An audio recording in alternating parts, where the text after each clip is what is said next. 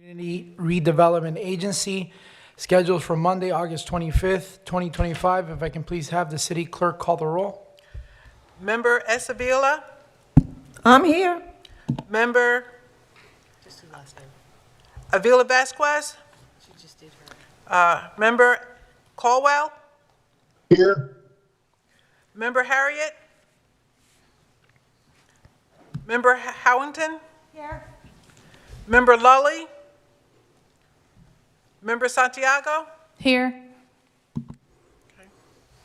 Thank you. Is there any public forums? No, sir.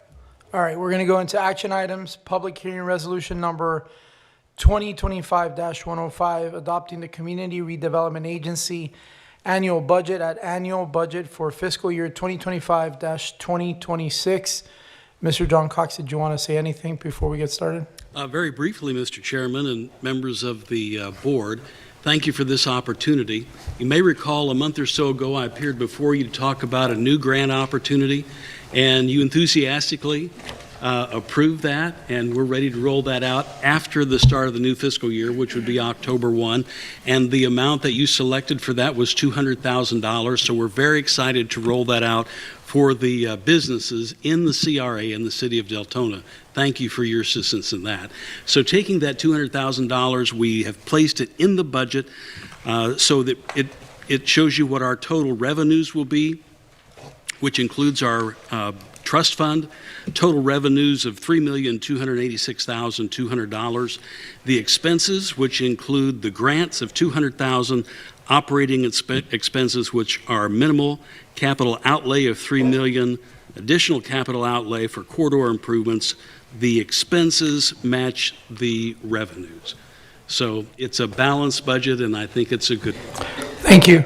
We're going to go to member Avila Vasquez, and then we'll go to member Colwell, just because he's on Zoom in case he needs to add anything. Go ahead, member Vasquez.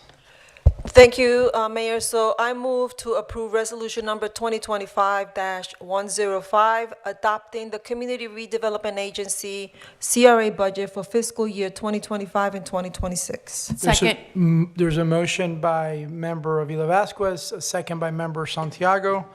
Is there any additional comments? No? Okay, we're going to go ahead and thank you, member Avila Vasquez, for using the suggested motion. Can we please vote? Mr. Chair, if we could please also read the resolution to the record by title. Please go ahead. This is a resolution of the Board of the Community Redevelopment Agency of the City of Deltona, Florida, approving the Community Redevelopment Agency budget for the fiscal year commencing October 1, 2025 and ending September 30th, 2026, and directing the city manager or designee to submit the budget to Volusia County and the City Commission for their respective approval, providing for implementation, Scrivener's errors, and an effective date. Thank you. And just for the record, member Harriet is here as well. Go ahead, clerk. It's to take the roll. Okay. Member Avila, Yes. Is Avila as in myself? Or? yes. Yes, the answer is yes. Member Avila Vasquez, Yes. Member Caldwell, I'm a yes, but I'm not sure if the mayor's getting, my hand was up prior to all this. Zach, would it be okay if we pause the vote to get the member's question in? I have no questions. I was going to second it. I'm not sure. Oh, the second was done by, yeah, I did not see that hand. I apologize, member Caldwell. But yes. okay. All right, Member Harriet, Yes. Member Howington, Yes. Member Santiago. Yes. Okay. And Mr. Chairman, if I could just add briefly how much I thank the board for this approval. Also want to give a lot of credit to our finance director, to our deputy city manager, to our legal team, and of course to our city manager. All their fingerprints are on this. Very excited about it. Thank you. Thank you. For the record, the motion passed 6-0. Is there any comments from any of the committee board members? Okay, none. The CRA is adjourned.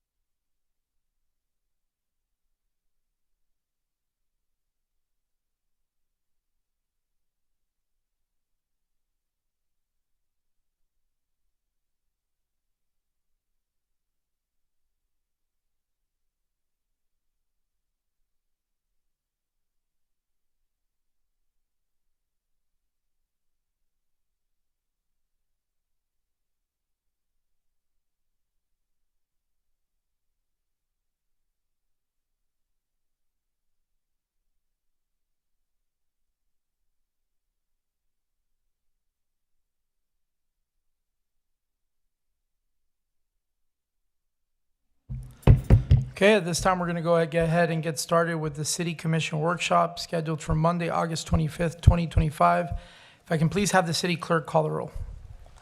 Commissioner Villa Vasquez, Present. Commissioner Caldwell, Here. Commissioner Howington, Here. Commissioner Lully, Commissioner Santiago, Here. Vice Mayor Harriet, Present. Mayor Avila. Here. This time, if we can please stand for the pledge, and I'd like to ask Vice Mayor to lead us to the pledge. I pledge allegiance To the flag of the United States of America and to the republic for which it stands, one nation, under God, God, indivisible, liberty and justice for all.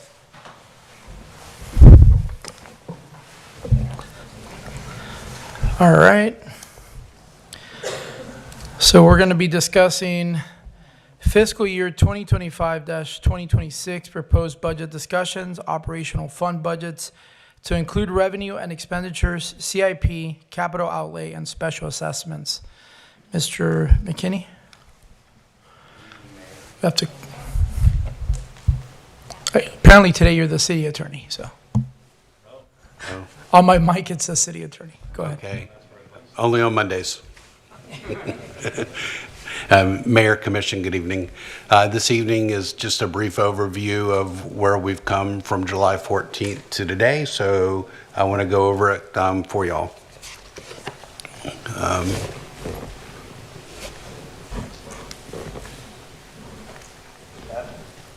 I might be too far away. It's not working. Okay. Thank you, Kat. Just point the laser and show. Okay, thank you. So this is just to show, Mayor, all the various meetings that we've had regarding this year's budget process. We started February 3rd, setting the calendar for this year, and this is on top of all the countless meetings that we have had with the staff, all the department directors, and budget team and I with the city manager and deputy city manager. So our overview as of today, the citywide total operating budget for fiscal year 25-26 is set at $245,141,106. The general fund has increased to $76,928,238. We've been able to, based on revenue estimates received, to reduce the millage from 6.75 to 6.7 mils. We have investments in capital next year in our CIP of just under 78 million, and for capital outlay of 8.5 million. As of August the 12th, CPI has increased for the last 12 months of 2.7%. When we started back in May 3rd, it was, I believe, 2.2%. So you can see the year-over-year change from the last 12 months has increased just in the 3.5 months since we started this process. Our historical trend, this is, I believe, important to show just the stewardship that the commission has provided along with the city manager staff. You can see that we went from, in the last 10 years, 7.99 mils to today, we're proposing a budget at 6.7 mils. There's been, as you can see, a drastic decrease in the last 4 fiscal years. This is just a repeat of the slide presented last month, just to show that the average household is paying $508.54 based on the 2025 millage rate. There would be a decrease, so anyone that's been in their home last year to this year, we're actually anticipating from the city perspective, because we went from 7 mils to 6.7 mils, that there will be a decrease to the average homeowner here in Deltona. Our adopted citywide millage rate by taxing authority, I'll be able to provide an update to this slide at the September 15th second public hearing. I simply do not have the tentative millages yet as adopted from the other taxing agencies, because except for the school board, the others have not had their meetings yet. It's slated for the 1st and 3rd or 2nd and 4th week of September, depending on the agency. As stated, July 14th, we'd be coming back with you to this meeting so that we could, we took all your input from July 14th, all the various inputs that you've provided to either me or the city manager or deputy city manager, and we've incorporated all of those suggestions into the meetings or into this budget.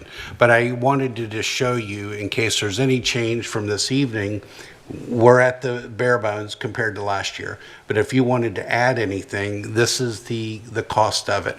So if you wanted to add additional infill sidewalks, and it was $567,000, we would have to go from 6.7 to 6.8 mils to accomplish that. If you're wanting to do something drastic, like triple all of the events in the city, and that was just under $6 million, then we would have to add a full mill, and we'd have to go from 6.7 to 7.7 to accomplish that. So I just wanted to have that for you in case there's something that comes to mind as we go into the first public hearing, if there was a change needed.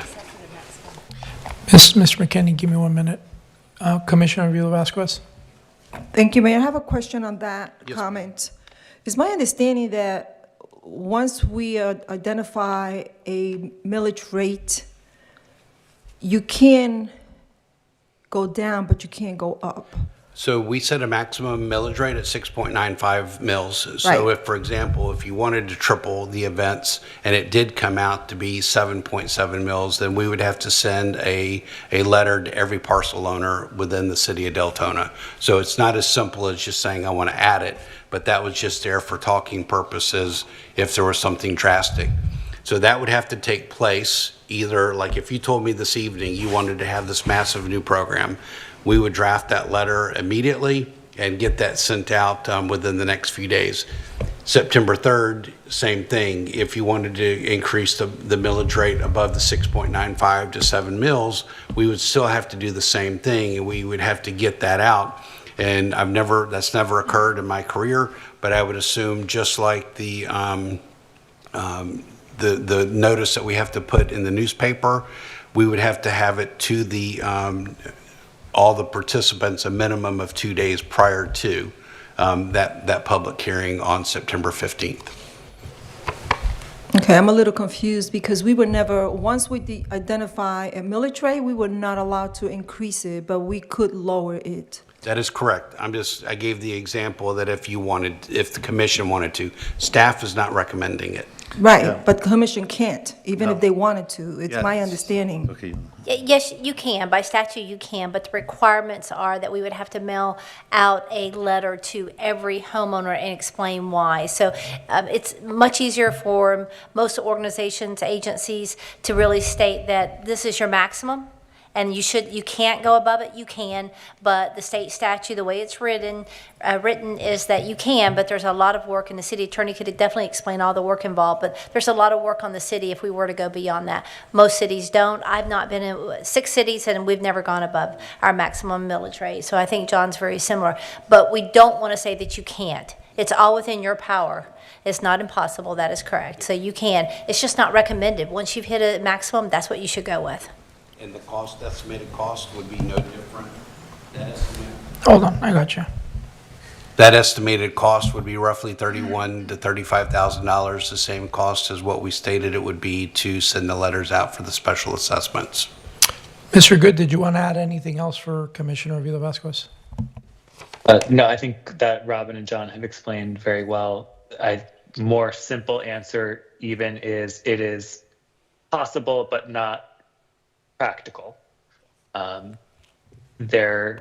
Under extreme circumstances, it can be done. There's a statutory process to follow, but it is not the norm, and certainly absent compelling circumstances would not be a course that most governments end up taking.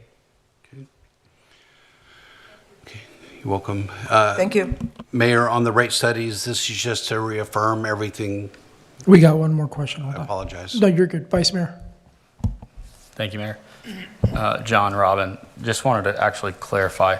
We adopted trim at 6.95. That is correct. So we could, with ease, go from 6.7 to 6.95. That is correct. We just can't go above 6.95 Without sending a letter out to all significant- parcel owners. significant work. So, okay. Thank you.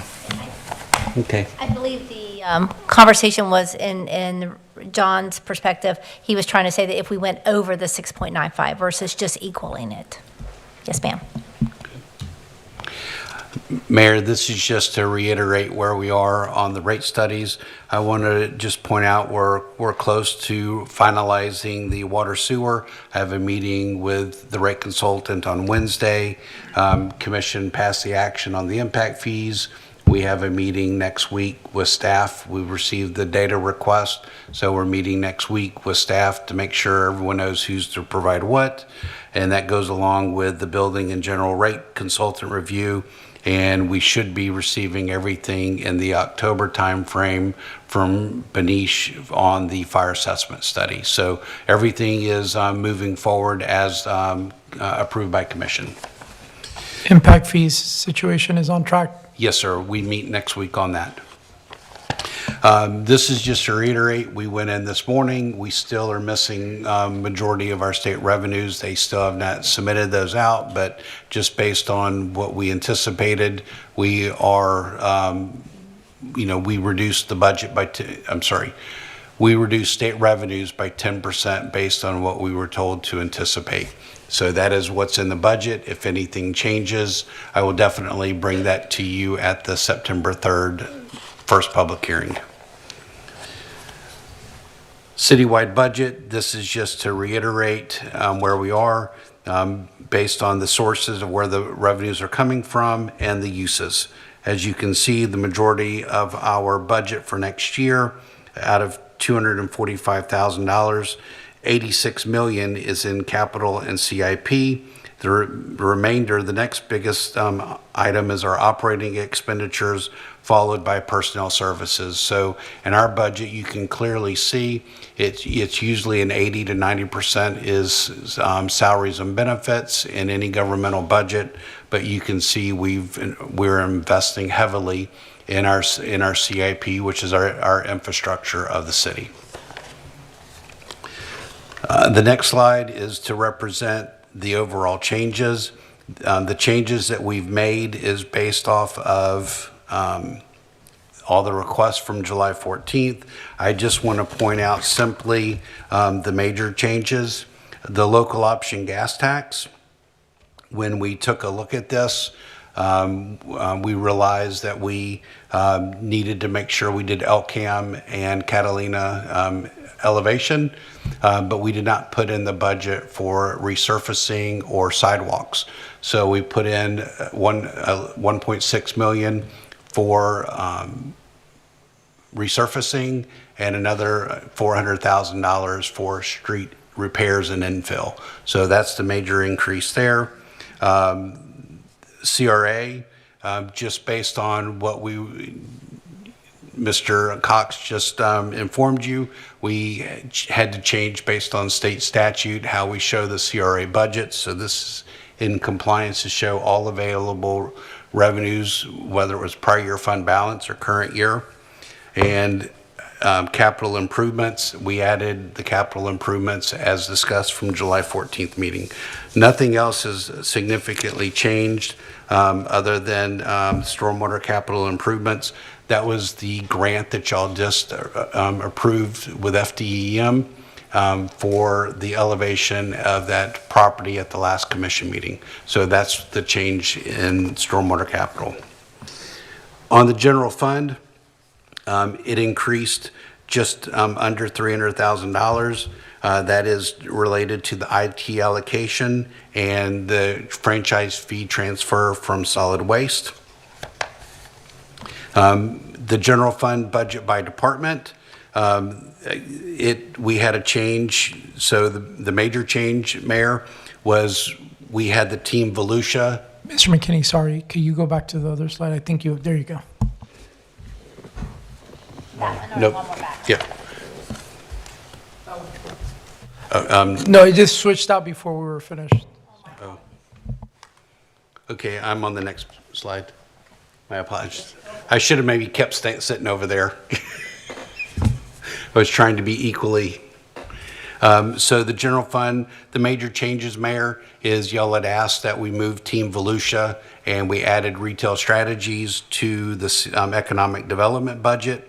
In code compliance, 2 new additional positions for code compliance officers. Fire, we just realized that we still had some redistribution between the transport costs between operations and transport, so we took care of that. There were some additional barricades that we added to Public Works traffic operations.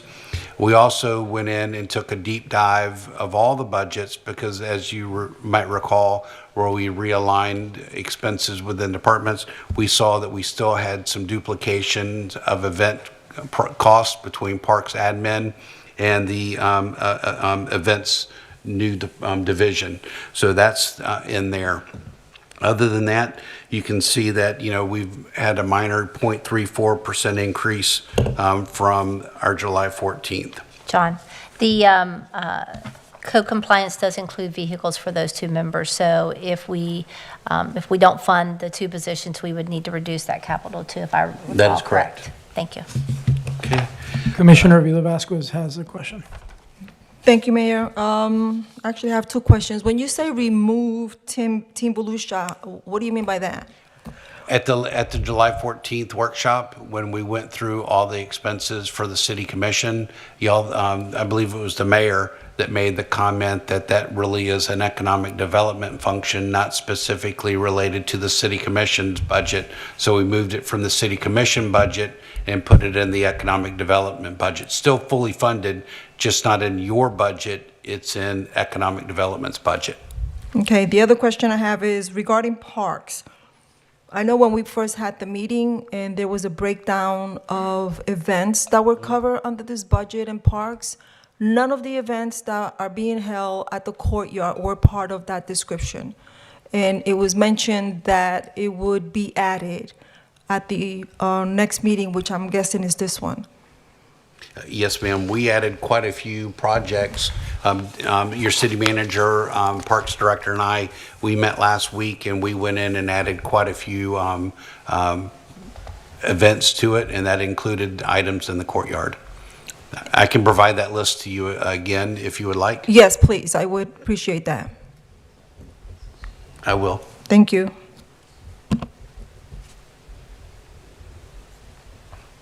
Okay. Commission requests. I just wanted to add into this, and we'll talk about the fraud and compliance audit.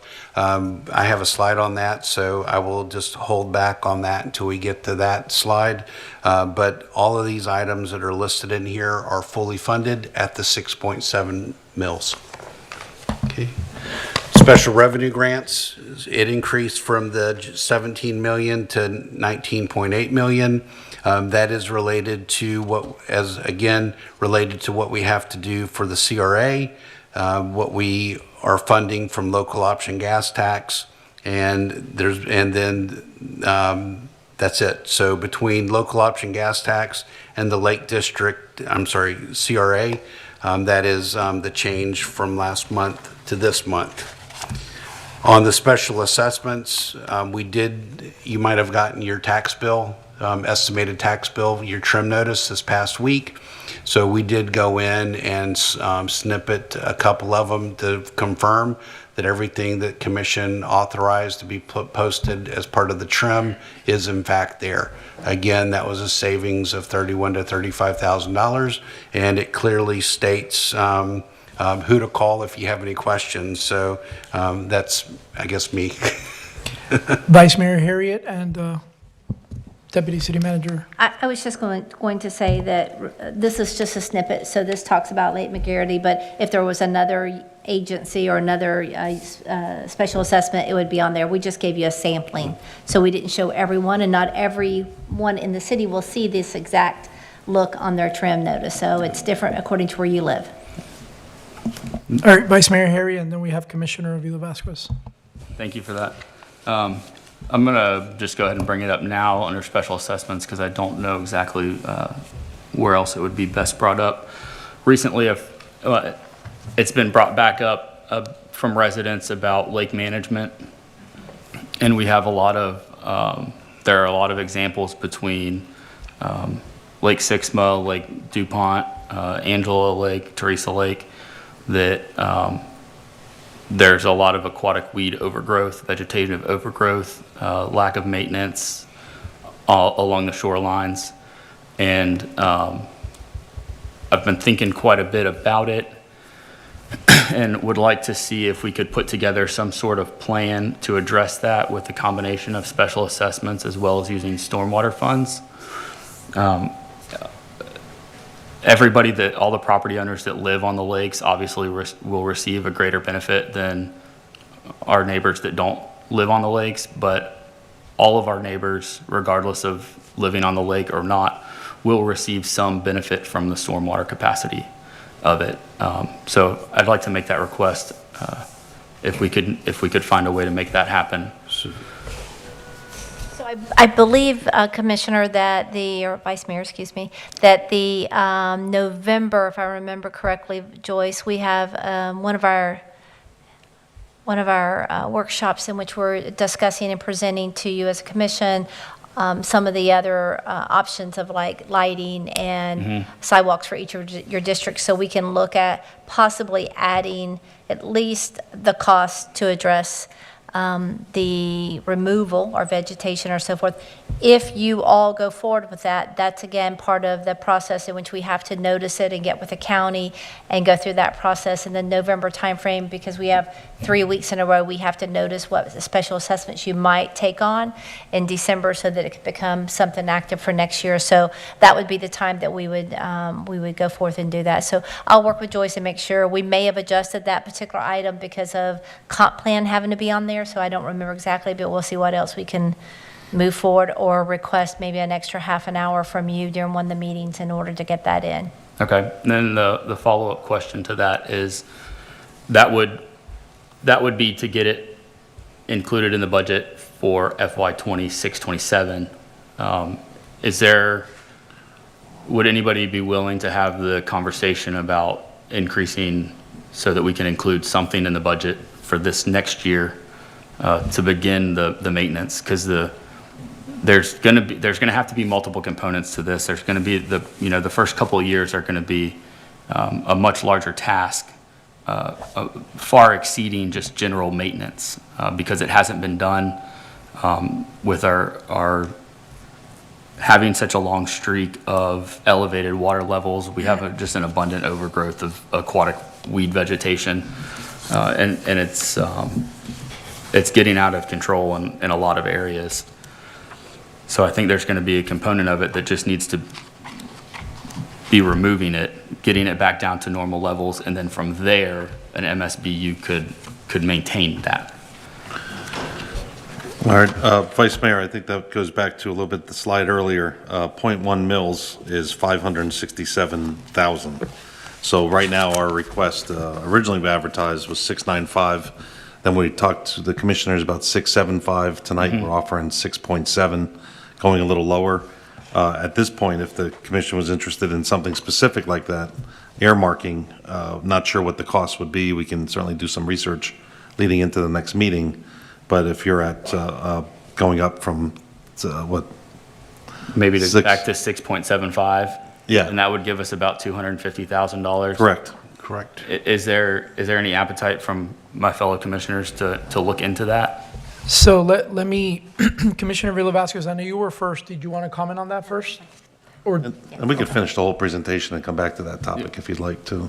okay. Yeah, As far as let's do that. Changing the number. Do you want to comment on that now, or do you want to wait till we bring back the topic? Okay. Okay. Are you done, Vice Mayor? All right, Avila Vasquez has been waiting, so. Yes, thank you, Mayor. And I apologize, I need to go back to, I had the question on here, but I forgot to ask you. The 10-year historical average taxable value and property taxes per household fiscal year. I apologize for that. But it's increasing, but property values went down in the city of Deltona. She's far back. Let me find out where. Property values increased per the property appraiser throughout the city, going in from 25 to 26. Oh, they messed up with me. You're talking here? My property value just went down $50,000, and I just received my tax forms. Yeah, I would have to look at your tax bill. Did you get a new exemption that you didn't previously have? Nope, same Because- exceptions as always. Yeah, because property values within the city increased from $5.141 billion to $5.671 billion.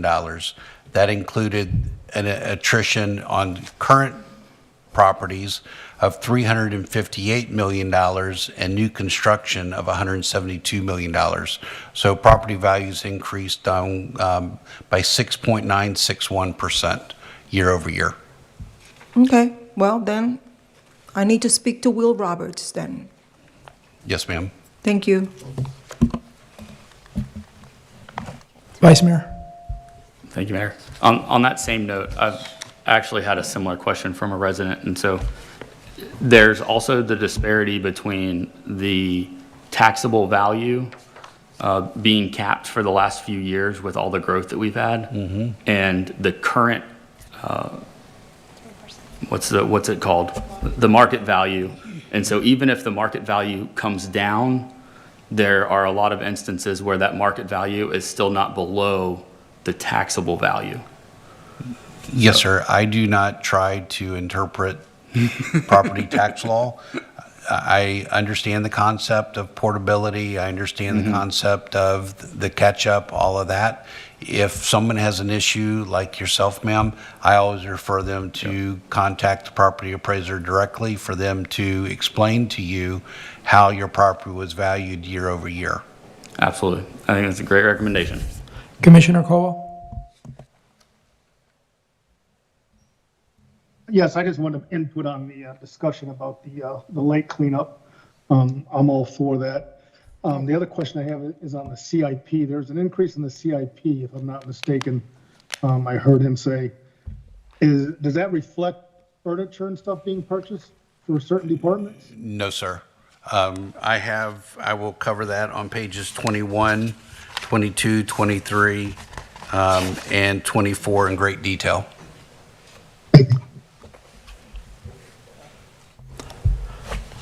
Are you good, Commissioner Caldwell?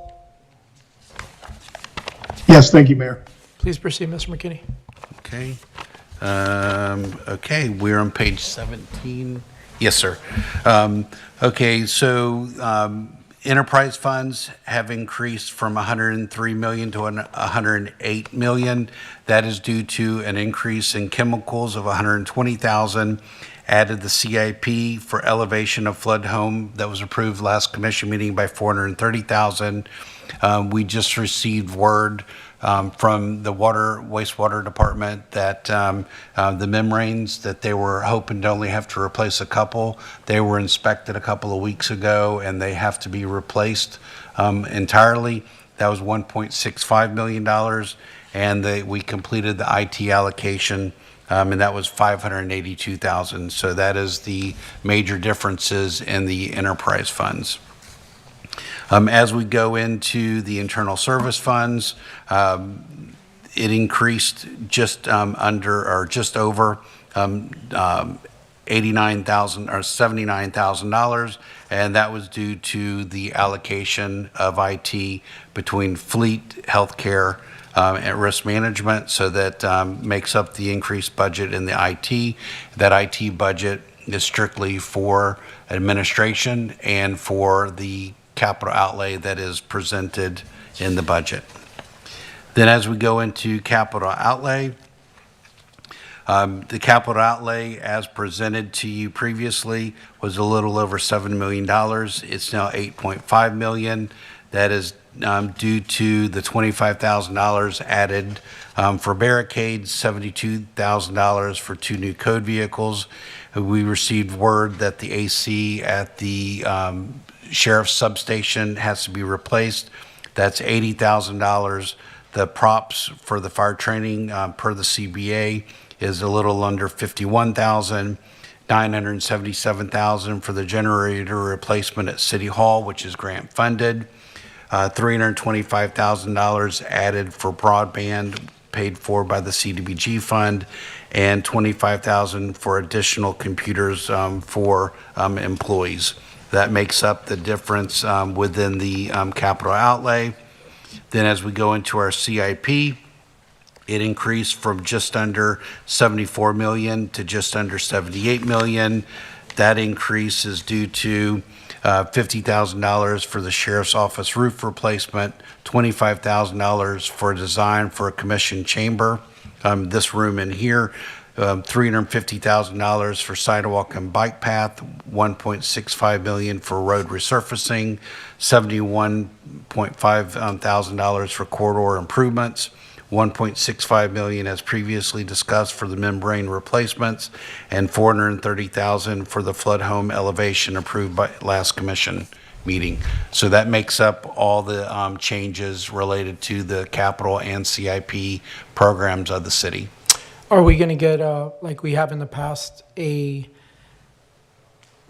list of the roads that are getting resurfaced? Yes, sir. This was, we recognized this last week. So prior to September 3rd, when I send out your list that you requested, I will make sure that the list of the roads gets submitted to at the same time. Also, are we making sure that we're not resurfacing a road that's previously been resurfaced? I only ask because I remember when a prior city manager was here, there was a road that was resurfaced twice in District 2, not too short of a time from each other. And I know we have roads within the city that are crocodiling, and they haven't even been touched in years. So I don't know if we're making sure that we're not resurfacing a already recently resurfaced road. I'm quite certain that that was stated by you in commission previously, and the Director of Public Works will make sure that doesn't occur as well. Thank you, Vice Mayor. Do we have a traffic engineer or road construction engineer that goes out and grades our roads? So within the traffic division, we do have someone that is capable of going out and assessing. Then we work with the county. I know we have an agreement with the county that you all actually recently signed off on, and then we have contractors as we need them to go out and grade. But we do have a fully, I'm going to say, skilled traffic division. So it's something, is that something we do that in-house then? Not the grading, I don't believe, but we do the other stuff in-house. So and Phyllis could answer that better, but we don't do the grading. We do potholes and the simple stuff, but we do have a team that's well educated and skilled, and they do go out and work with the county and other agencies. Can we get the report from the contractor on the grading for the roads?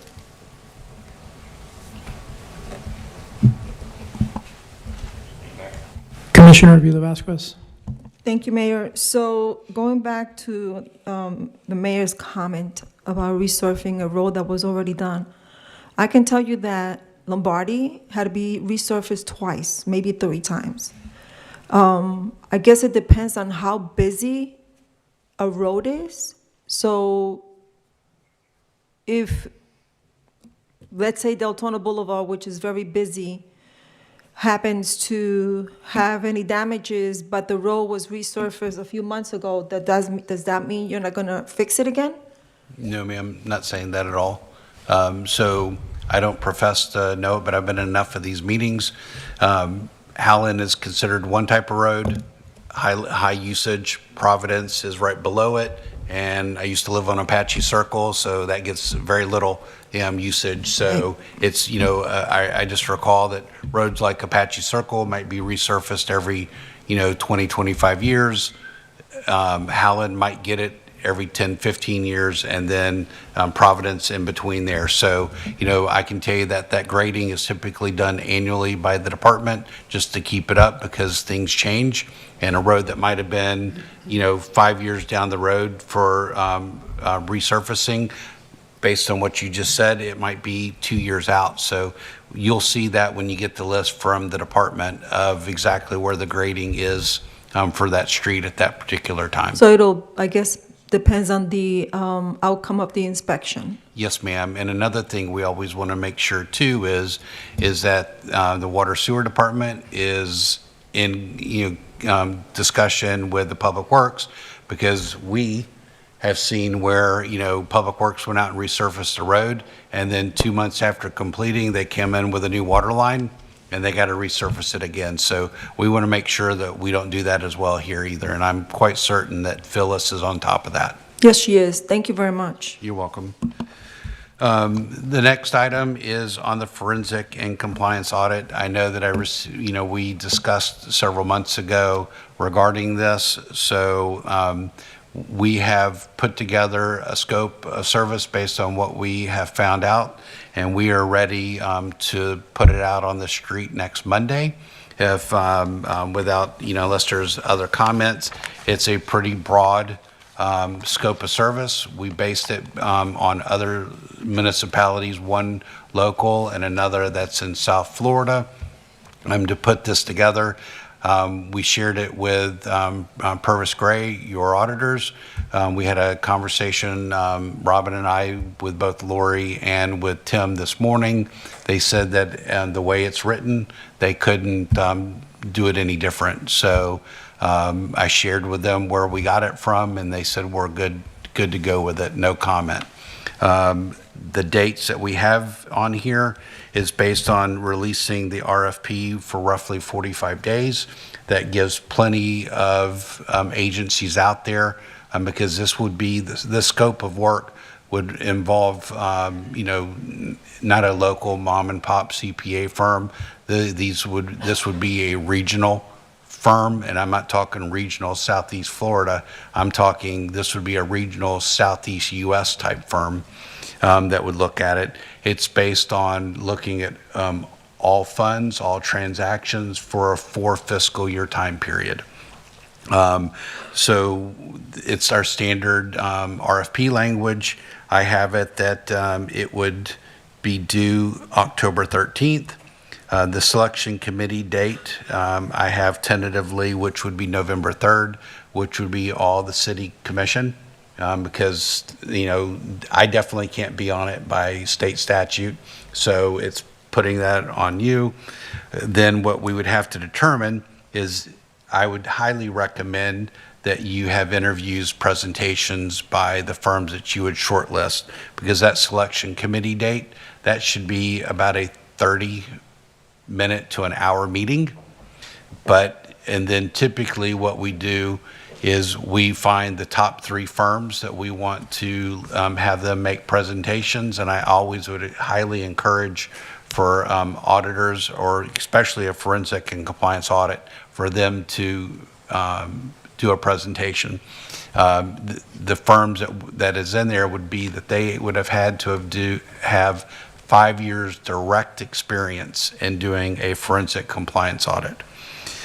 So what I've done is I've put the proposed commission meeting to award it as December 1st.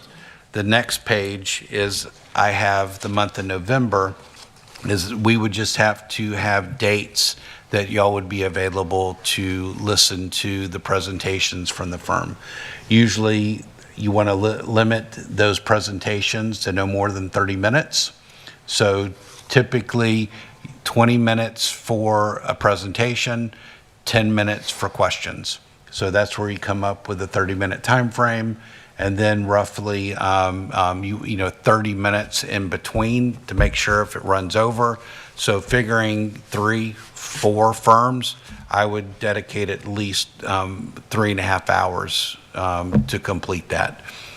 So if y'all could just, please, let the deputy city manager and Joyce know your availabilities within the month of November, then we can get that date ironed out so that I can put that in the RFP, and that would go out next Monday. City manager. As the commission's aware, whenever we put a bid out, doesn't mean we have to accept it. So the idea here is just moving forward, depending on what the costs are when it comes back to us. So what we're talking about here is not we're stuck with whatever comes in. It's still a consideration afterward. Vice Mayor. Thank you, Mayor. Is the scope of work written in a way that would allow us to pick and choose, select part of maybe what their proposal comes back to? Yes, sir. Okay, thank you. Commissioner Santiago. Thank you, Mayor. John, when we did the audit earlier this year, the city did the audit, what was the outcome of that audit? Perfect. Okay. No comments, cleared up all prior year comments. So basically, if you know, look at the scope of service, it is, as we discussed previously, our auditors go in and they do a risk assessment. So they determine what level of review that they're going to do based on thresholds. Those thresholds are different for the general fund, different for the CRA fund, the SHIP fund, et cetera. So they set it by fund and then they set it by entity wide. The way a forensic compliance audit is they go in and look at 100% of all transactions. So they typically they go in and review 100% of the transactions to make sure that we've been compliant with charter, ordinance, and policies, whether that's a purchasing policy, fund balance policy, an investment policy, a personnel policy. You know, that's why, you know, this typically takes 6 to 12 months to complete. And based on the dates that I've put in here is so that, you know, starting no earlier than March of next year, so that we've hopefully wrapped up our normal audit before we start this. As I stated before, I don't have the staff to run 2 similar audits simultaneously. Can you, another quick question. Have you looked into the cost of having a full audit on all our funds and all our transactions? We found 6 samples. Okay. Of those 6, only 2 moved forward in getting prices. The city of Belglade, which is smaller than the city of Orange City, came in at just over $1 million. Their commission declined to move forward. The city of Apopka, theirs came in at just under 1.4 million, and they're not quite, roughly half the size of us. 1.4 million. 1.4 million. Half the size. Yes, ma'am. So we're looking at possibly close to $2 million Tim said, based on what we were able to of provide, taxpayer money. he said that don't expect it to be less than 2 million. Wow. So we put in the budget 500,000, but anticipate a minimum of 2 for this. We really want to spend $2 million on a forensic audit when we have other priorities in the city of Deltona. It's a shame. I don't support it. Not to waste taxpayer, 2 million of taxpayers' money. It's a waste of money. When we just had an audit from a private company to come in and audit us and found nothing, perfect scores, no comments. There's no need to have this forensic audit. Let's save that money. Let's put it towards the the weeds that we need. Let's put it for roads, additional sidewalks that we need for our children to be safe in our community. This is a waste of money. Thank you, John, for that explanation. You're welcome. Vice Mayor. Just so that I'm understanding this correctly, John, that's roughly 0.4 of a mil? Yes, sir. Thank you. Commissioner Hollington. So Doge has been brought up a couple times, and we do have an opportunity to have a presentation. I don't know what it is. They simply told me that it's out there in an option. They'd like to come in and do a presentation. It's likely a much bigger cost savings, would not cost $2 million, but we won't know until we actually hear from them. So if people would be interested in actually hearing from them, we could move forward with a presentation and just hear them out. But this is something our residents have been asking for years. We do control the scope. You can frizzle your face all you want. So- People have been asking for it. Commissioner, That's what they so want. you know, I was going to bring it up at the end under comments to go into it, but now would be a fine time if you want to talk about the Doge and request. Well, I mean, it was the mayor's idea initially. He wanted to bring Doge in, so I'll open the floor to you. If you'd like to hear the presentation, I don't have any information on it. I can read you the email I literally just received 2 hours ago. So did you contact them or did they contact I you? emailed them a few weeks ago and just simply said, hey, we approved a forensic audit and we'd like to know if there's anything that can be done from the Doge side to help us out. So, He said, I'll research it.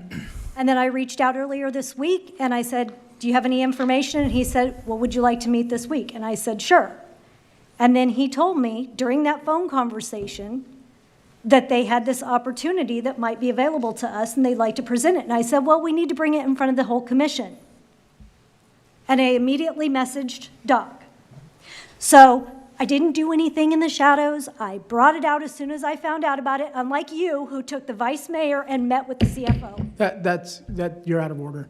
So number one, I found out about it because obviously you're more interested in speaking to the media than to the commission. That's number one. Number two, when I got contacted by the news, they told me that Doge contacted the city. So, Doc, if I can get a public record to make sure that Doge actually contacted the city, but I don't think they did. I want a sincere response from you. Do you think this is worth it? Yes. Would you, as CFO of the clerk of the court, be willing to do the same thing to the clerk of the court? I'm not On the going to record. I'm not going to cross positions. And that is inappropriate for you to It's not keep inappropriate, asking. excuse me. Yes, it is. Excuse me, it's not inappropriate. You think it's great for the city of Deltona, but you don't think it's great for the clerk of the court? Mr. Mayor, my personal life has nothing to do with my city. It's public. Simple question. Simple question. What's your point of order? We're getting off the subject here, now we're going into personal issues, and I really don't want to get into that. I'm sick and tired of hearing attacks on commissioners at the dais when it has nothing to do with what we're discussing. So can we keep on track of what's being discussed? Thank you. And secondly, I don't see you asking Vice Mayor if he would do that for Seminole County. No. Excuse me? It is exactly how this works. Very different. Not exactly. Okay. Very different. I don't have an issue. I called for the Doge audit. You do. Excuse me. I was talking and it's my time. You actually opened the floor to me. So unless you don't understand parliamentary procedures, then there's a bunch of books there that can help. To answer your question, Commissioner Howington, I'd be open for it. It would have been nice if we would have been able to discuss that when we had a full commission, when we had an actual commission meeting to discuss it, and I heard silence from you. But if we want to move forward with the presentation, I have no issue, as long as the rest of the commission doesn't have an issue, because I'd like to get the rest of the commission involved in that. So if the rest of the commission's okay with the presentation, I'm happy to see that. If it's going to save us, what was the mills it was going to save us? 0.4 of a mil. 0.4 of a mil?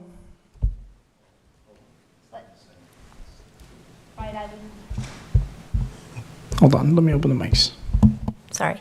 So again, until we really know what Doge will do, right? So we don't know, and again, we may know more once we have a presentation, but even their audit, okay, may not even be close to a normal audit. It definitely would not be a forensic audit because they're not going to dive into every item. So the comparison, I would just caution you. Again, they need to explain that to us. I don't know what they do. I don't know at the state level, but what we've seen from other cities, and we've spoken to a couple other cities in reference to what they've gone through. They've focused on, laser focused really, on very specific items. So whether those are the items you're looking for in this forensic, I don't see it be all-encompassing. It could be very limited. So it still may do a bit of what you're looking for, but I don't think you're going to get your full forensic if that's what you're looking for. So just caution to really understand, have them come out and truly explain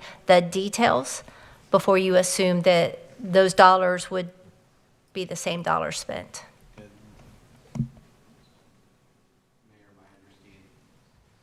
My understanding, Mayor, is they're not taking a deep dive in our revenues and expenditures. They're looking at our programs. DEI initiatives that the city might have. The other item is if we got a grant several years ago for $3 million, and that was supposed to be for that point in time, but yet we continued something past that point, and they're questioning, okay, you hired someone to do something for this grant period, but when the grant was over, you continued those employees, on the city's payroll. That wasn't the intent of why you had the grant. We can sit there and show, Mayor, that we have had a steady decline in our millage rate over the last few years. We have, in this year's budget, we have looked at our staffing levels, that we have brought savings of open positions or positions that no longer needed to be filled. That's been put into this budget so that we have a reduction in our staff levels. We've only been increasing our staffing in the programs that required it. Fire transport, level of service, so we have done everything. I received 2 requests from Doge. The one in April that I did was roughly 5 questions, and it was easy for me to complete in about 10 minutes. The request. Was that the one you got from me? Because they sent it to, I guess, all the mayors, and I forwarded it to the Yes, city sir. manager. Well, no, sir. That was the July one. The one that I got and you might have also sent it to me in April. I don't recall. But the one that I received in July, I received it on a Wednesday, and I had to submit it no later than 5 p.m. that following Monday. That took 5 staff people stopped what we were doing. It was that encompassing. I had to account for every dollar that was received for a 4-year time period and explain exactly how we spent that money. It had to be one for one. So whether or not I received $15.25 for a miscellaneous revenue line, I had to explain what we did with that money. If you did not comply with that request by 5 p.m., I can tell you there are cities here in Volusia County that did not do it, and the mayor and the city manager received an email that night for non-compliance. So this city, your finance staff, has complied with every single Doge, every single League of City. I mean, we're getting it nonstop, sir, from various, agencies, consortiums trying to get the information that they're trying to compile this information together. Everything that we did July 21st, I already provided in detail in the state AFR that we're required to do annually. We have to submit all the budget information by the 15th of October annually. So we provide this, all of this information has already been provided previously. I submit everything that we did as this year's audit, went to the Auditor General, the Department of Financial Services, the federal government for the compliance of the single audit, HUD, on top of what we did. Every awarding agency that we received grants for that year, our banks, our debting institutions, I submitted that ACFR to 40 different outside agencies that go in and look at everything that we do. I had to send it to Fitch, Standard & Poor.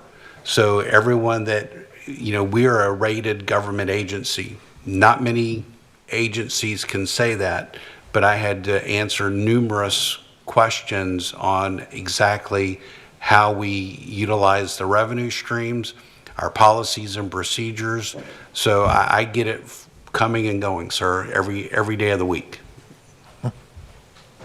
Commissioner Howington, you have any more questions? I'd just like to know if people are interested in at least finding out This is something that's never been done before, so you can't really compare it to anything that they've done at other cities thus far. So I'd just like to know, is there an appetite for hearing it out? I'll call each of you individually, and do you want me to hold your place, Commissioner Avila Vasquez? I know you're next in line. All right, so I'm going to turn everybody's mics on. Yes, I just noticed his hand's up. Go ahead, Commissioner Avila Vasquez, did you want to? Before I take a vote, can I hear the opinion on legal on this? Mr. Good? Yes, ma'am. So it is a 100% policy decision whether you as the commission want to have this presentation from Doge, whether you would like to engage an outside firm to do a forensic audit. This is 100% a policy decision that you all can decide to vote yes or no on. Thank you. Okay, so this is just the presentation, and then from there we can decide if you want to move forward. Is that correct? Yes. Okay. Yes. Commissioner Colwell, I know your hand's been up as well.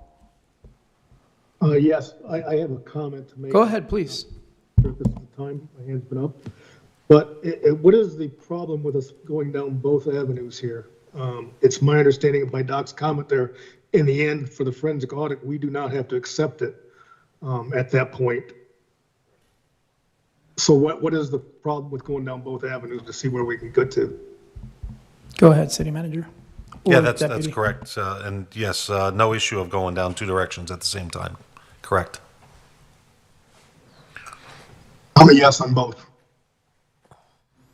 Okay, Commissioner Santiago? No. And then I do have a few comments that I would like to say. Okay, I'll come back to you. Vice Mayor Harriet?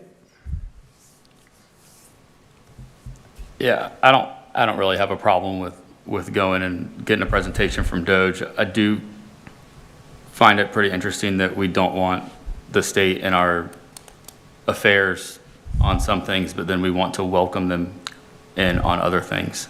That being said, we don't have anything to hide, so it's an open door. Whatever they'd like to see. Yes. I have no issue either. I'm a yes. So you guys have your direction. Did you have any other questions regarding this? Okay. Commissioner Avila Vasquez, she was first in line, then I'll go back to you. Thank you, Mayor. So I have a comment on our regular auditors who do audit for the city of Deltona. We, maybe not this past audit, but the one prior to that one, because it was not picked up during the audit, we went through a stressful process with the IRS.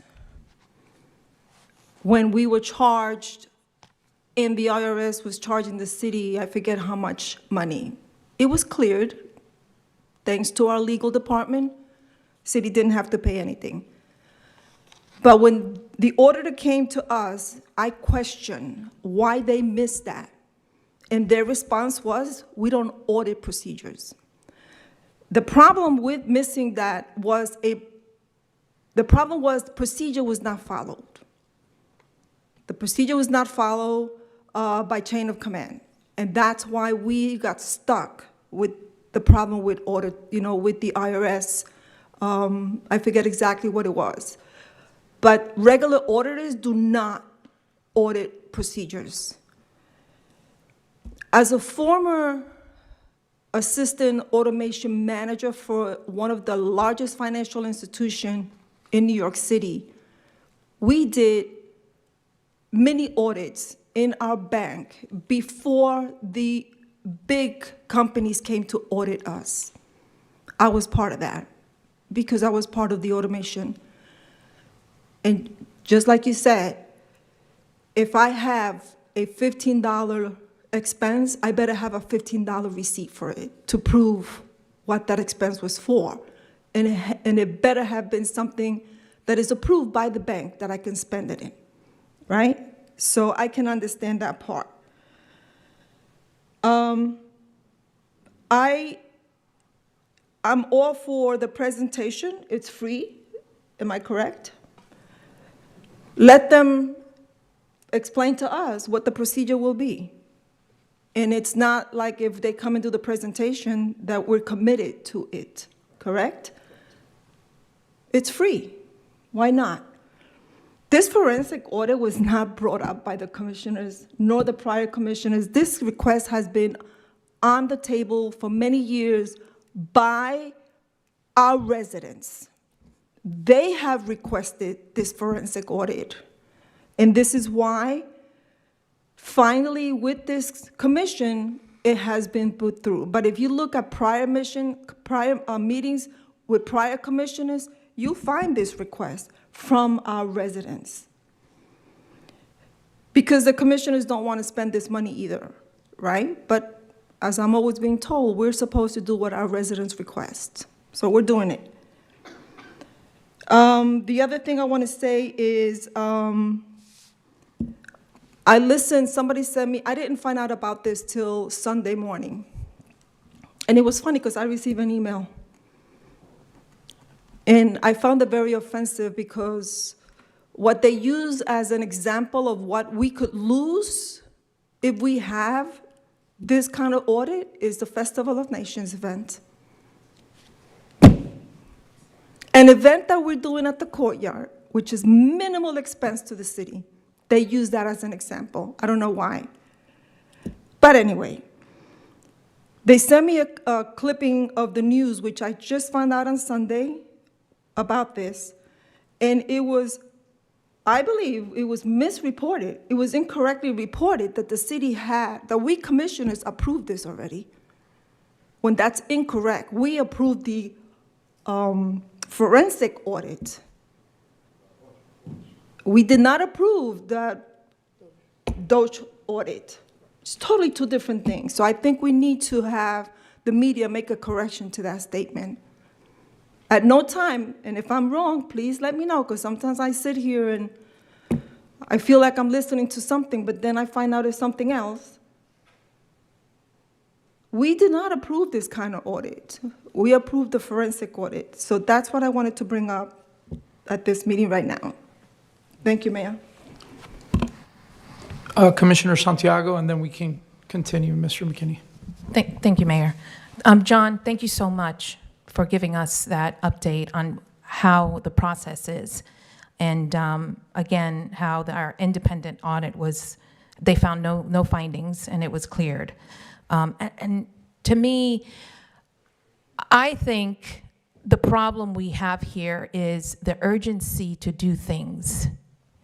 Like going to the media, going on social media, putting stuff out there. Like you said, the Channel 2 or whatever it was that said that we had already approved something and it wasn't approved. Actually, I didn't even know about the AI state program. But I did get a chance to speak with our CFO, who, by the way, is a personal friend of mine. And I asked him, in regards to, we're talking about the budget, spending our money wisely for our citizens. And good example, the moratorium that was passed, that there is going to be funding that we have to budget for suing the state. I asked our CFO, and I asked him, what do you think? I want your opinion of what the 4 commissioners that voted to sue the state, what is your opinion on that? And he said, it's the most stupidest thing he's ever heard of. Exact words, not making it up. It's a waste of money. It's a waste for our taxpayers' money. We need to stop this urgency that there's some type of fire in this city, but there's no smoke. I'm tired of it. You're making the city look terrible. In one hand, we want to sue the city, and then the other one, we say, oh, we need to have a good relationship with them. Well, which one is it? Because if you're suing the city, don't think you're going to have a good relationship with them. with the state. We need to stop. We need to work together. We need to work on the city. We are working on stuff for the city. You've heard it from this great presentation today on things that are getting done with flooding. Stop damaging our reputation. Calling the media, using social media to make us look bad. I'm sick of it. And I will not stay quiet. Thank you. Commissioner Avila Vasquez. Thank you, Mayor. You know, I don't know how this meeting is turning into personal attacks, but I just want to put my 2 cents in there. I've been at this dais for 7 years, and this is the worst I've ever seen. And trust me, they were worse, they were bad before. But this is the worst I've ever seen commissioners attacking each other on a personal level. And what I don't like about this dais is how other commissioners do not respect the way other commissioners vote. And it's making it personal that some of us don't vote the way some other people vote. And that's not acceptable. That's not acceptable. I respect every person's vote. The way you vote, yes, no, maybe so, I don't care. That's the way you feel. That's how you feel is the best for your city, for your residents, and I respect that. And I think that everyone here should feel the same way. But I'm tired of being attacked for the way I vote. Respect my vote. I respected yours. And you don't hear me attacking anybody here for voting 3 of you against the moratorium. I did it because my residents want it. They don't want more development until the problems are fixed. We're not stopping development. We're just putting a halt on it until we can fix the problem. So stop attacking those who don't vote in your favor, please. That's personal. Commissioner Howington. There's a difference between supporting good legislation and bad legislation. Just because the state passes a bill doesn't mean we have to blindly follow them in everything we do. So, it's not. We've opened the door, so it's a workshop. We're All right, working it out. let's finish up, Commissioner Howington. I don't want us to get off track. So SB 180 has its issues, and it is costing the city money. DOGE is another one that we've decided is a good piece of legislation, and we wanted to investigate it. It's come up on the dais. We've talked about it. And so, yes, in some instances, we will support some legislation, and maybe we wouldn't support others. That's okay to do. And actually, we have the right to speak for our residents and what they're asking us for. Thank you. Commissioner Santiago, and then we're going to move on. Thank you, Mayor. I am just simply stating of what was said, not attacking you personally. What was said and what has been told to the media, social media, TV, whatever. That's it. Just putting out the facts. No attacks. Mr. McKinney, so we can get back on track. Do you know how many comments we had on prior audits? Or is that something that you need to get back to me? Oh, hold on. Can you please click on your mic? 2, 3 maximum a year, but I will give you a 10-year back look of the number of comments and what type of comments. Okay, that was going to be my next question. What type of comments for how many years? So I guess you're going to give us 10. And all those comments have been cleared. We have no outstanding comments with our auditors, the state of Florida, or the United States of America. Okay. All right, please continue with the presentation. I guess let me just, a couple of questions that came up. Let me use the CRA as a great example. The state statute allows for certain ways that monies can be spent with CRA funds, your tax increment. The county does not like the money being spent for policing, community events, etc., only for, CIP capital. So they created an entire department, a group at the county that we have to submit our annual report. And if we do spend the money in an activity that the county does not like, we have to show and prove that it was spent with our tax increment, not their tax increment. So that's what I see Doge doing, is that they're going to come in and say, we don't like this to be spent here. So you have to prove that you're not using state shared revenue to pay for it. And as I know, it was brought up in prior meetings, preparing for what we're going to do for property tax reform that's going to occur next year. Well, then the monies that are available to do, as you said, specific community events, it gets harder and harder to fund it. The IRS audit, that was specifically to our 1095 filings. At no time did we ever fall in non-compliance with our requirement for submitting our taxes at an appropriate time period, providing our employees with the W-2s or the 1095s. That is what is reviewed by our auditor. When did we submit the 941 in a timely fashion? Did we submit the W-2s by the January 30th timeframe? The IRS penalty was regarding our 1095, and no one reviews that. That is something that, you know, you really know. We personally, when we do our taxes, it's due. Most of us file our taxes before we're required to even send it. So that is something that Purvis Gray would not have done during their annual audit. And then finally, thank you for allowing us to have impact fee studies, fire assessment studies, the annual utility rate studies. Your consultants that the city pays for questions us as staff all the time. Why are we spending this money for this? And I believe based on other municipalities, why aren't you spending this amount of money, which I feel you should be? I'll just use our wastewater study.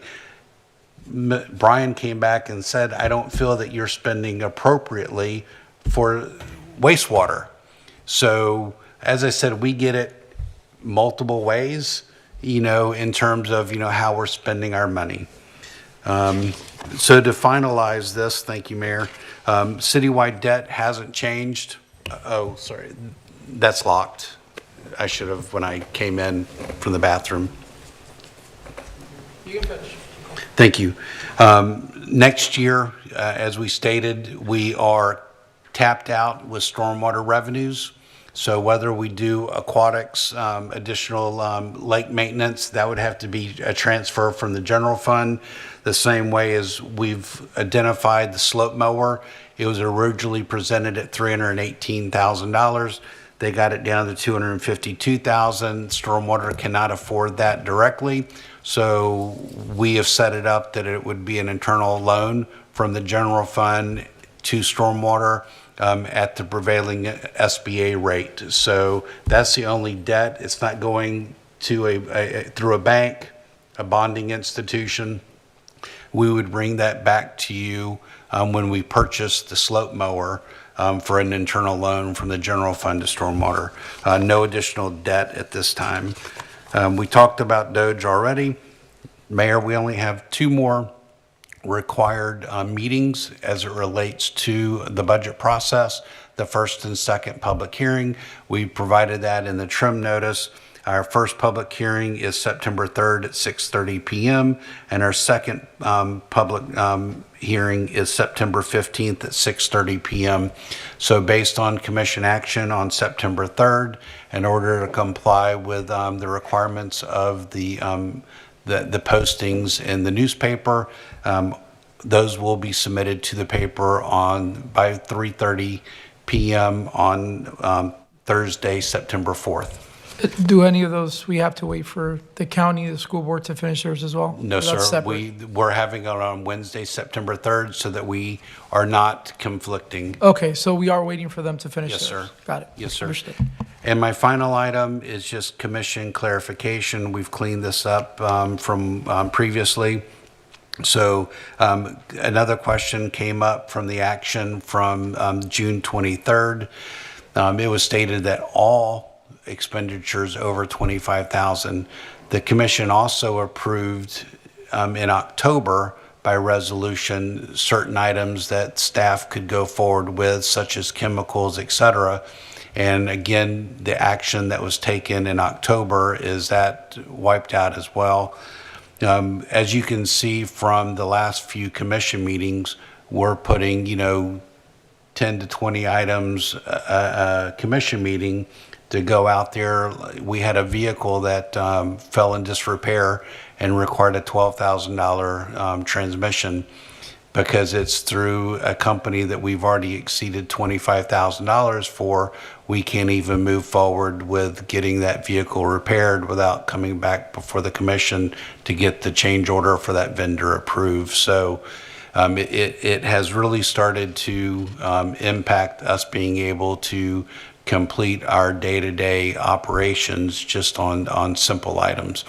We have AC repairs that need to be completed, and we've exceeded $25,000, and it was originally for a purchase order of $50,000. So we just need, I'm asking clarification of exactly how you want us to proceed with that, because I will need to bring an amended policy to you the first meeting in October based on Commission's desires on how to move forward with the purchasing policy. Believe the majority voted for anything over 25,000 Yes, sir. to come back. So I guess that's what we had voted on. Yes, sir. Hold on. Commissioner Howington. Maybe what we could do is bring this list before the commission and have them go through to decide which items could be exempted from that. Absolutely. Anyone else? I know that the fire station has been waiting for a roof that I believe is on the next commission meeting, and meanwhile, they're getting more damage because the roof repairs over 25,000. Yes, sir. All right, Vice Mayor. Thank you, Mayor. Well, the roof repair, wouldn't that fall under the emergency purchasing policy? We can prevent more damage. We could, but in this particular case, they're wanting to also go from shingle to metal. So I believe that would not comply in the intent of the emergency procurement process. Understand, appreciate that thought process. It was my understanding that this would also come back to the commission for discussion and a vote regarding updating the procurement policy. It's still my position that it needs to remain the way that it was when we amended the policy. I believe that was at ideally at 100,000, but I think the commission, when the amended policy was passed, it was reduced to 50. Yes, sir. Okay, I will put up. Commissioner Caldwell, I'm sorry. Commissioner Caldwell had his hand up. Commissioner Caldwell, do you still want to add anything to that? I was going to input on the emergency policy myself, but Harriet had brought it up, so Okay. that's all I had. Thank you. Mr. McKinney. So I will schedule this for an upcoming meeting and put the list in so we can go through it one by one, so that we know then in October how we did it in previous years, how we had blanket POs, et cetera. Okay, thank you.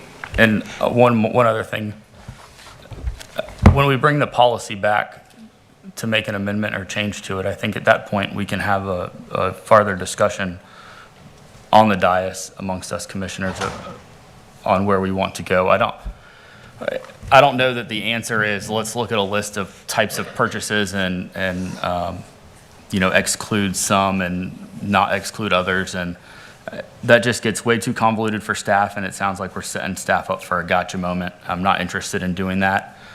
So I'd like to see the amended policy come back, and then we can have a greater discussion on what the dollar amount needs to be and when it should be implemented. Thank you.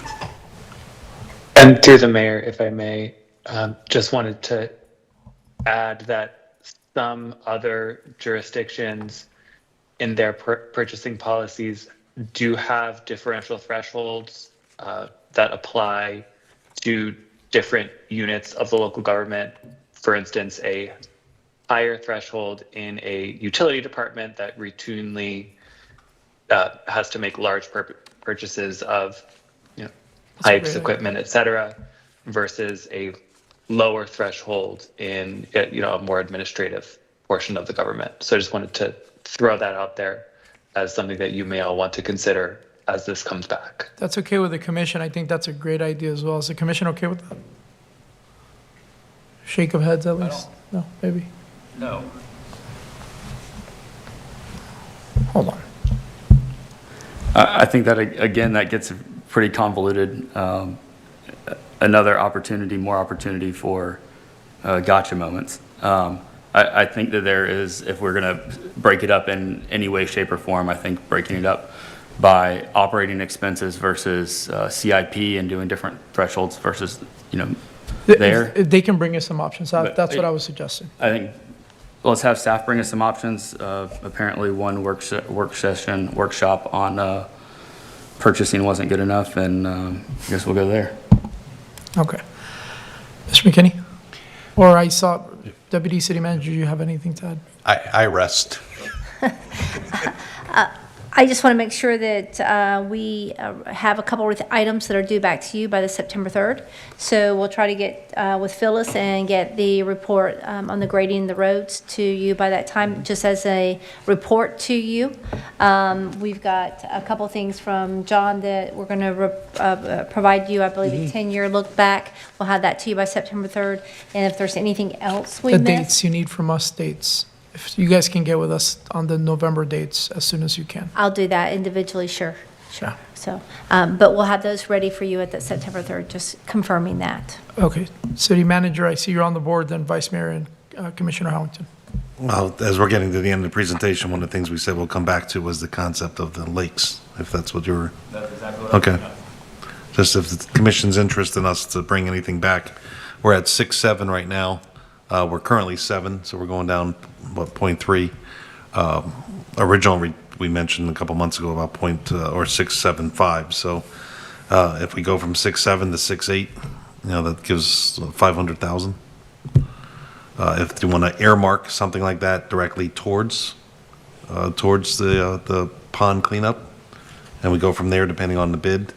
But we do want to come back with some kind of solid number, and maybe a discussion now might be apt, either a possibility of going up 0.1 or just staying where we are. And Out of courtesy, Commissioner Harrington, you were on here. Did you want to talk about something different than this?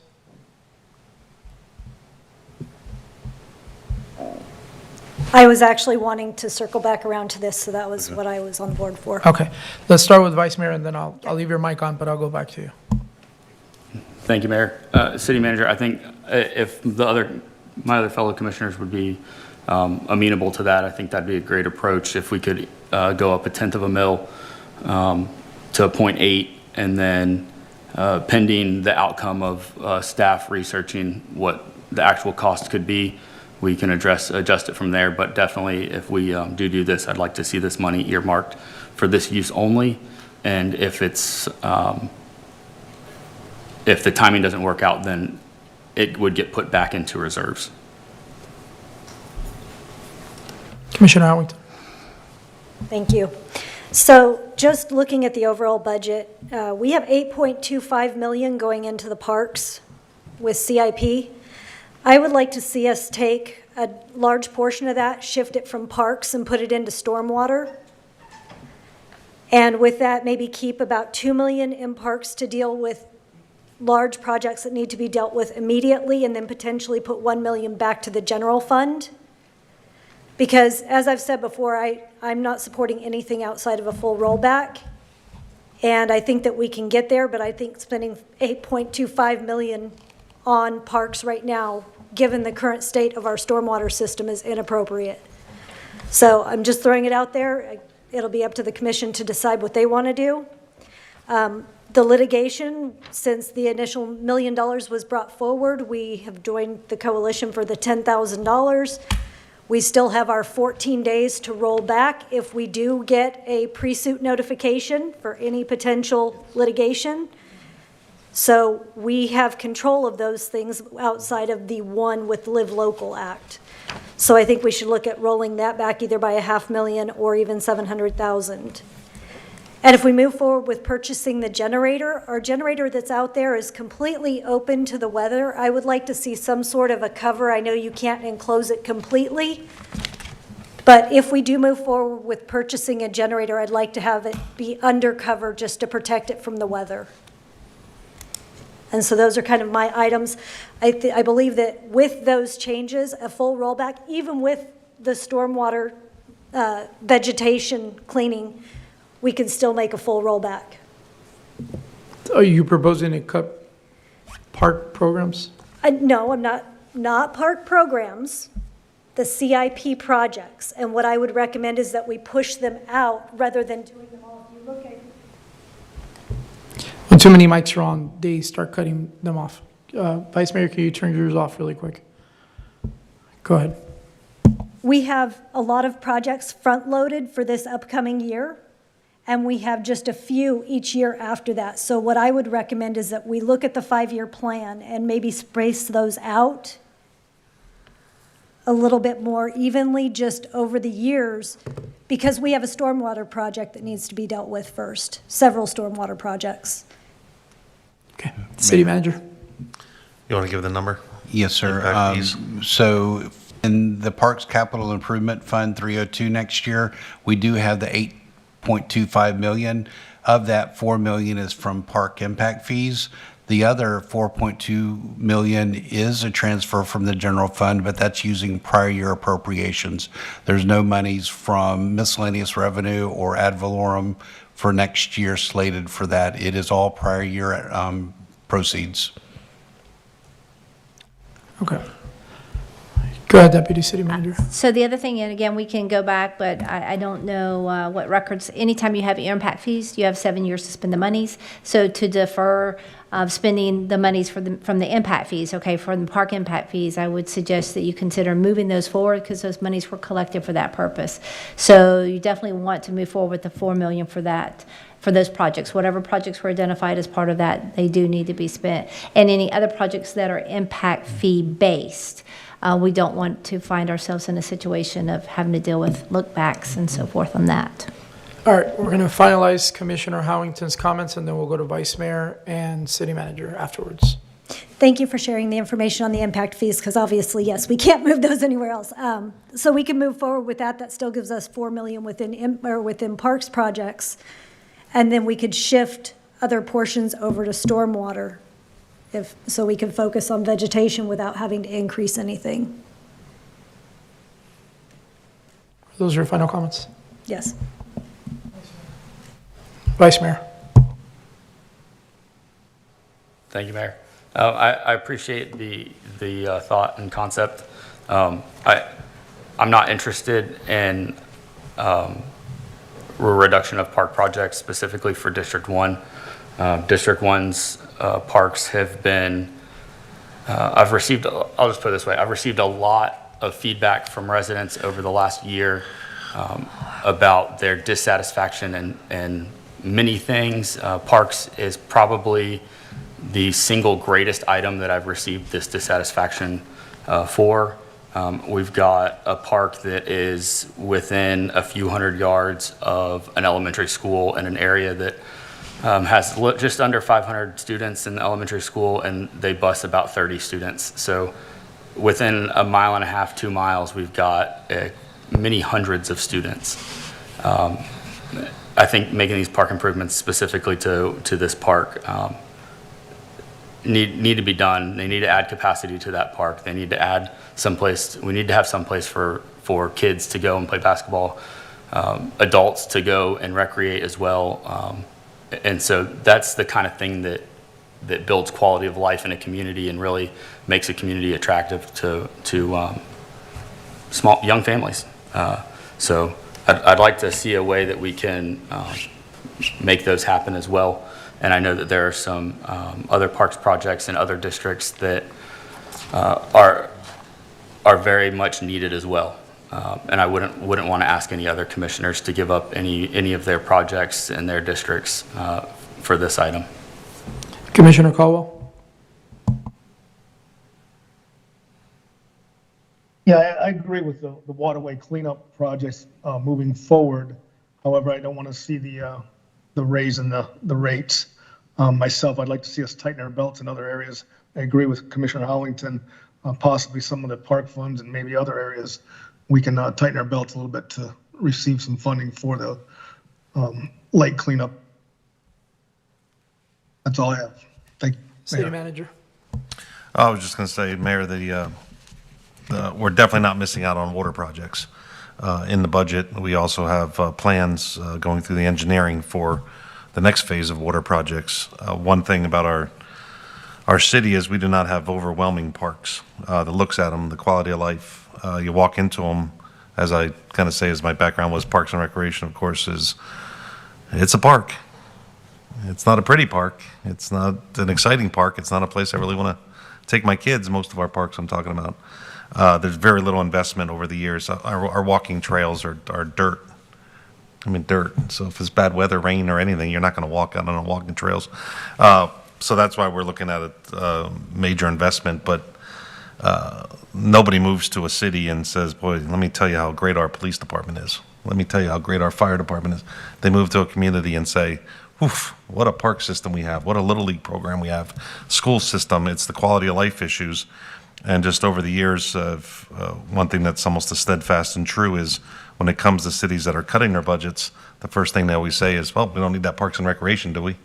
That's the one connection people have to the government. And special events and parks is something we always referred to as the thank you to the taxpayers from the city government. Is look, we're not just putting the money into infrastructure is important, of course, but people don't see it. That's why we're looking at doing an investment into parks across the city, and it's really the beginning of trying to become a outstanding place for people to not just live but also entertain and be with their families. So that's just a plug there for Parks and Recreation. But we're definitely not missing out on water projects because of park projects. City Clerk, do we have any public comments? Go ahead.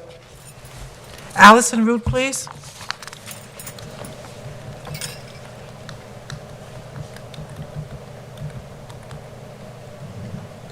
Ms. Root, if you can click on the mic, I'll turn it on.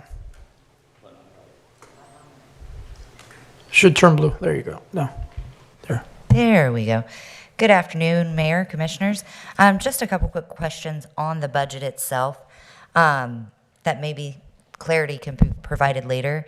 On the general fund summary, there's a revenue of just over 5.5 million for licenses and permits. I was just curious what actually funds that, what type of licenses, what type of permits are going into that general fund. That would be the first thing. Also, you mentioned the Doge review that was done July 21st, and that seems like it was a huge undertaking in itself. I'm curious when the state plans on getting results from that back, or if they've been back, and will that be released? Because I'm guessing the amount of information they give you a couple days to give, they're going to take a few months to review. So I don't know if there's any information on that that might answer some of the audits. I will say that I know, Commissioner Howington, you've stated very clearly I'm not your resident and you're not my commissioner and you don't have to listen to me. However, I would just like to let you know that I do agree. I think a forensic audit would be great because from a professional's perspective, it's always nice to know that I don't have to pay for it. And we can see where that money is coming and going, although I have the utmost confidence in you that it is all going properly. It's always nice to reassure your people who have business dealings that it's done properly. So thank you. Ms. Root, we have your information, correct? You should, if not. Courtney Cross-Burgos. Ms. Burgos, the mic is already on, just FYI.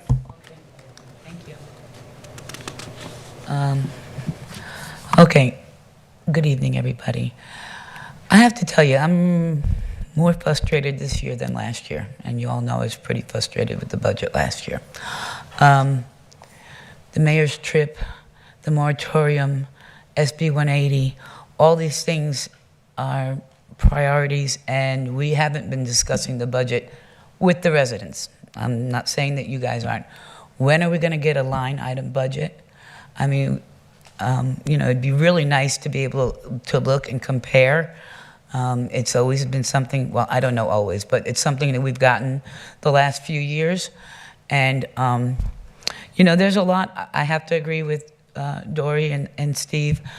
There's a lot that we could cut back on so that we can do what Davison would like to do with the vegetation. Chris Collier posts about it all the time. He has great ideas. Maybe we can talk to him on something. I saw in here, even though it's not a line item, but the tree replacement, can we not use the tree fund for that? Vehicles for code compliance.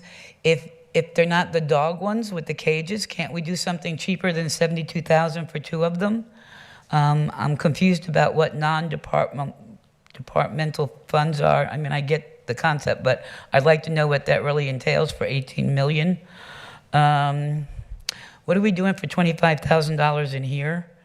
And Dewey Booster's getting more, getting more parks. I mean, more bathrooms remodeling again. We just did that last year.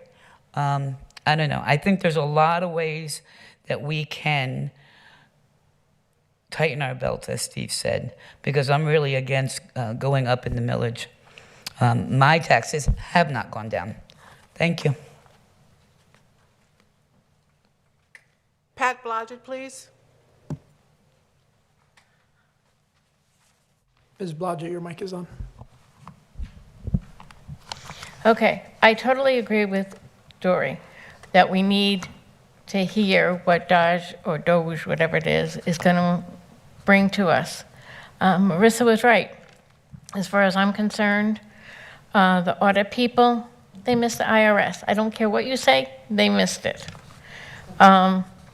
And I have some things about the general fund. 25,000 used for barricades. How many barricades are we talking? How much work are we going to do? We don't have barricades. Second thing is the new code enforcement vehicles, 72,000. I thought we talked about that. I don't know. 80,000 for the sheriff's station air conditioning replacement. Do we have to do that? Because it's not our sheriff, it's Volusia County Sheriff. Huh? It's our building, it's a city-owned building. Oh. And 325,000 added for broadband. Didn't we do a lot of that last year? That sounds like a lot. And 25,000 added for computers for new employees. How many new employees do we have? I mean, did the old employees take their computers? And 25,000 for the commission chambers design added. This looks fine to me. 25,000 we could move to the stormwater. And what's the 71,528 for corridor improvements added? What is that? People are tired of spending money that we don't have. Please.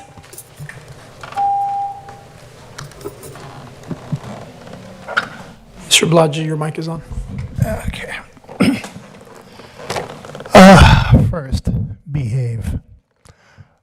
Second, I think you should all take a look at the possibility of a Doge-type audit as an opportunity.